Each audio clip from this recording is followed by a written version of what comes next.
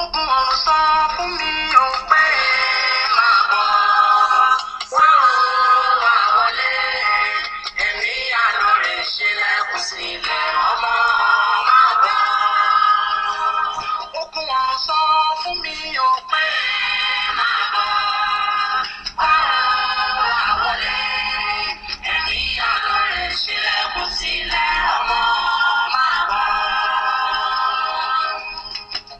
Ayé ti bẹ̀ nílé ọgbà tuntun.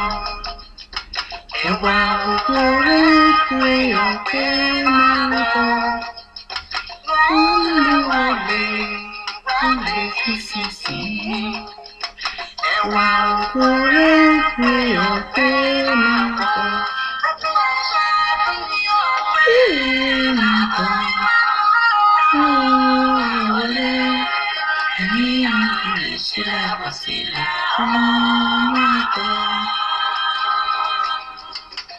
Ilẹ̀ tó ṣú, ilẹ̀ fúnná létí.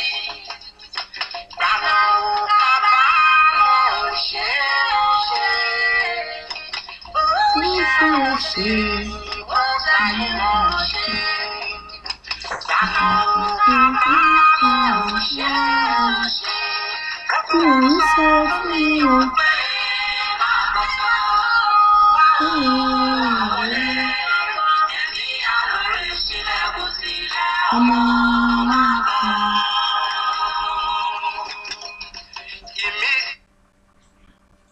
Ẹ kú dédé àsìkò yìí o, ẹ̀yin ọmọ Yorùbá. Kí Ọlọ́run kí ó máa ṣàánú gbogbo wa. Ta ni ìbá kọ́kọ́ fi ṣáájú prógrámù mi yìí bí ò ṣe Ọlọ́run Olódùmarè. Ọba tó tó pani, tó tó lani, tó tó gbeni, tó tó lani, tó tó ṣíjú woni, tó tó gbójú kúrò lára ẹni, tó tó gbanilà, tó tó sọ wípé ogun ṣẹ́, tó sì tó sọ wípé àsìkò yá tó. Ọba àìkú tí ń gbénú ìmọ́lẹ̀ ńlá, ọba tí ò ṣe fojú di, ọba tó ju ọba lọ, ọba tó ti wà kí ayé tó wà, ọba tí ó sì tí ó wà nígbà tí ayé ò ní sí mọ́. Mo ṣèbà rẹ Ọlọ́run Mósè. Ọlọ́run Mósè Orímọládé, ọ̀gbàgbà tí ń gba láìlára atófaratì ní àsìkò ìṣòro. Mo ṣèbà rẹ Ọlọ́run mi o. Ọba tí ó sọ wípé èmi ni má ṣe bẹ̀rù. Mo júbà ọlọ́jọ́ òní, mo júbà àwọn tí aṣíwájú, mo sì júbà àwọn tó ń bọ̀ lẹ́yìn. Kọ́lọ́run kí ó jẹ́ kó yẹ gbogbo wa kalẹ̀ o. Ṣókí ní fídíò mi yìí tí ó máa dúró lórí kókó ẹyọ kan péré. Kókó náà sì ni oúnjẹ jíjẹ. Ohun tó jẹ́ kí n pe àwọn ọmọ Yorùbá ni wípé ìkìlọ̀ pàtàkì ní eléyìí fún àwọn ọmọ Yorùbá tí ó wà ní ìta. That's Yorùbás in diaspora. Ìkìlọ̀ pàtàkì ní eléyìí fún àwa ọmọ Yorùbá tí a wà níta. Ọ̀pọ̀lọpọ̀ àwọn African market, èyí tí wọ́n ti ń ta oúnjẹ ìbílẹ̀ wa, has been overthrown by the Indians. Ìyẹn ni wípé ọ̀pọ̀lọpọ̀ àwọn African market ní ìlú Europe ni àwọn Indian ti gbà tán. Díẹ̀ kò sí rárá ṣùgbọ́n púpọ̀ ló wà nínú àwọn Indian tó ń ta gàárì, ewédú, ilá, èlùbọ́, ẹ̀wà, iṣu, atarodo àti bẹ́ẹ̀ bẹ́ẹ̀ lọ. Kí ni àkíyèsí tí mo fẹ́ fi fídíò yìí pè? Òun ni wípé food poisoning is now a big secret and a big problem in the market. Beware of food poisoning. Ọ̀nà tí wọ́n gbà fi pa àwọn ènìyàn nísìnyí òun ni oúnjẹ ayédèrú. Ọ̀pọ̀lọpọ̀ oúnjẹ ni wọ́n ti pa owó ẹ̀dà.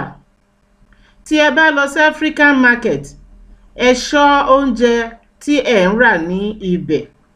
Ọ̀pọ̀lọpọ̀ àwọn ìjọ tí ó wà ní tó ti Nàìjíríà wá tí ó wà ní ìta, èyí tí mo lè pè ní ìlú òyìnbó.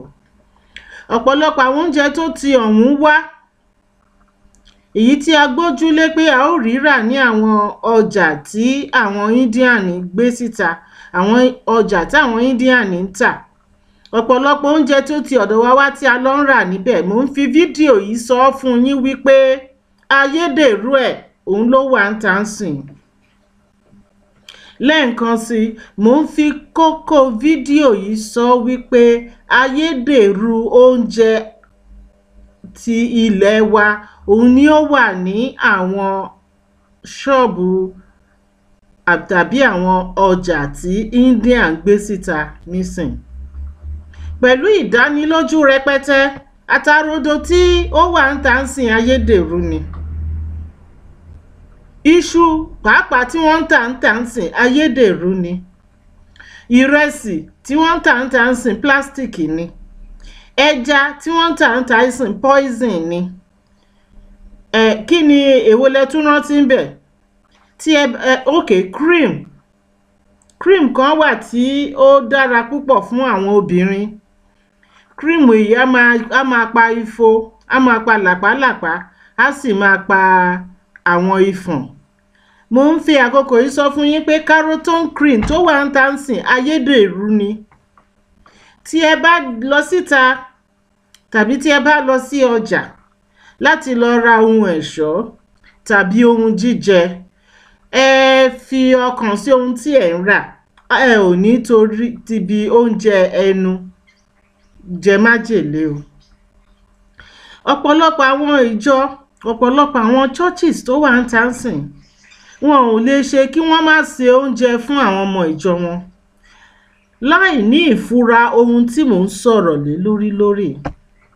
Ẹlòmíì á ṣèbí inú ìjọ ni wọ́n ti gbé májèlé fún oúnjẹ, láì mọ̀ wípé ibi tí wọ́n ti lọ ń ra oúnjẹ ní African food store, ibẹ̀ ni wọ́n ti ra poison, èyí tí wọ́n sè fún ogúnlọ́gọ̀ àwọn ènìyàn jẹ nínú ìjọ. Nígbà tí ìjọba gbéra láti lọ sí African store nílùú òyìnbó láti lọ ra ìrẹsì àti atarodo, tí ó jẹ́ wípé food poison ló wà ńbẹ̀ ṣùgbọ́n wọn ò fura. Àfàìmágbérú fídíò yìí jáde ti jẹ́ bí a ti ń lọ síbẹ̀ lọ ra tìjọ, bẹ́ẹ̀ ni à ń lọ síbẹ̀ lọ ra ìta máa jẹ ńlé. Kí Ọlọ́run ọlọ́jọ́ òní kí ó ṣàánú wa, kí ó ṣọ́ wa, kí ó sì gbà wá lọ́wọ́ àwọn tí wọ́n ní àwọn ń ja ogun ìgbà ìkẹyìn. Àwọn tí wọ́n ń ja ogun ìgbà ìkẹyìn yìí gangan ló wà nídìí oúnjẹ ayédèrú yìí. Gbogbo ọ̀nà ni wọ́n fi ń pa ènìyàn ló jẹ́ kí n gbé fídíò yìí síta. Ṣùgbọ́n ẹ má gbàgbé, kì í ṣe gbogbo etí tó gbọ́rọ̀ ìlú kúkú máa gbà gbọ́. Ṣùgbọ́n kókó tí mo wá fẹ́ kí ẹ mú dání nínú fídíò yìí ni wípé ẹni wá ìfà a máa wá òfò. Ọlọ́run á máa pèsè fún yín. Ẹ máa rí owó ra ohun tí ó dára jẹ. Tí ẹ bá lọ sọ́jà, tí wọ́n bá kó òṣì kalẹ̀ tí wọ́n pè ní mẹ́ta tọrọ, tí wọ́n bá kó gidi kalẹ̀ tí wọ́n pè ní mẹ́ta náírà, ẹ jọ̀wọ́ ẹ ra ohun tí ó ṣe gidi lọ́jà wálé. Ọ̀nà tí wọ́n wá fi ń gbà gbin àwọn oúnjẹ tó jẹ́ ayédèrú yìí, Ọlọ́run nìkan ló yé. Àtẹ̀gbọ́ ti China, báwọn China ṣe ń gbé plastic rice jáde, plastic chicken jáde. Ẹ jẹ́ mọ̀ pé adìyẹ ayédèrú kan tún wà. Gbogbo ẹ̀yin tẹ́ mọ̀ chicken peri peri jẹ, gbogbo ẹ̀yin tó jẹ́ wípé gbogbo oúnjẹ tẹ́ bá máa jẹ láti January to December yìí tálẹ́ ti lọ ń rà, tẹ́ tún máa ṣakọ́, tẹ́ máa jẹun lórí kọ̀ǹpútà, tẹ́ máa ṣakọ́. Mo fẹ́ fi fídíò yìí sọ fún yín pé ọ̀pọ̀lọpọ̀ oúnjẹ tí wọ́n ń tà nísìnyí food poisoning ló pọ̀ jù ńbẹ̀, kì í tètè pànìyàn. Food poisoning don't kill immediately. Food poisoning are not food that can kill instantly. oúnjẹ ayédèrú kì í ṣe oúnjẹ tí ó ń pààyàn ní kíákíá. Ẹ̀dọ̀ ó jẹ́ ohun tí Ọlọ́run fi sí ara àwa ènìyàn láti máa ṣẹ́ ìdọ̀tí inú oúnjẹ, láti máa parí iṣẹ́ tí oúnjẹ tí à ń jẹ ṣe kó tó lè ṣiṣẹ́ ní ara wa. Àwọn oúnjẹ tí ẹ̀dọ̀ ò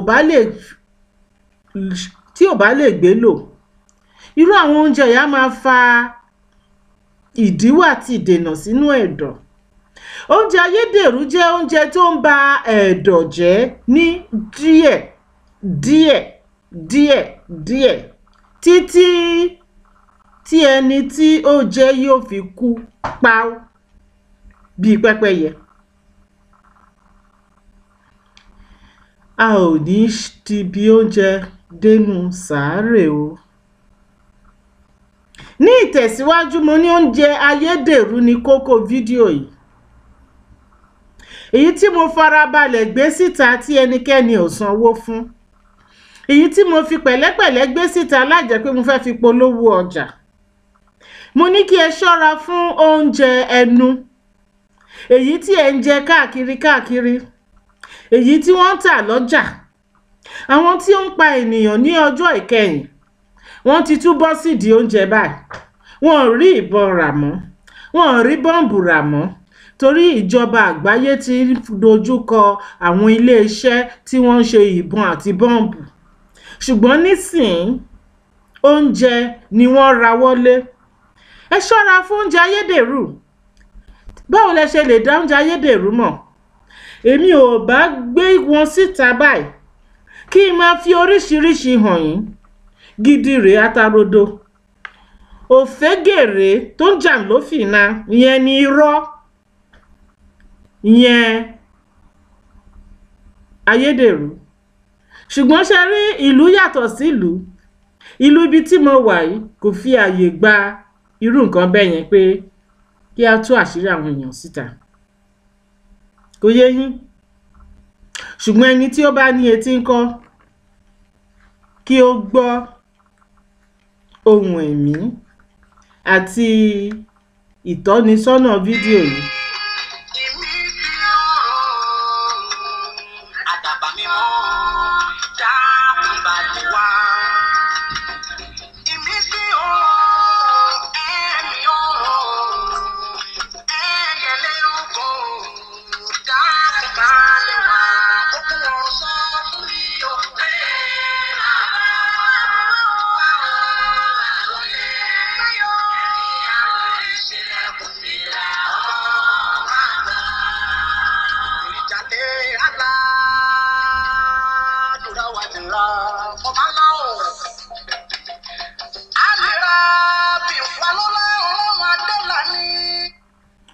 Ẹ jọ̀wọ́, ẹ má bínú fún interruption yẹn. Mi fẹ́ close fídíò yìí ní lọ́wọ́lọ́wọ́ báyìí ní ṣókí ni. Ẹ ṣọ́ra fún oúnjẹ ẹnu. Oúnjẹ ayédèrú á máa ba ẹ̀dọ̀ jẹ́. Á sì máa fa cancer. Nítorí wípé kí ni ìlú àwọn oúnjẹ tí ó ń wù ní ilẹ̀ Áfíríkà ó yàtọ̀ sí oúnjẹ tí ó ń wù ní ilẹ̀ Indian.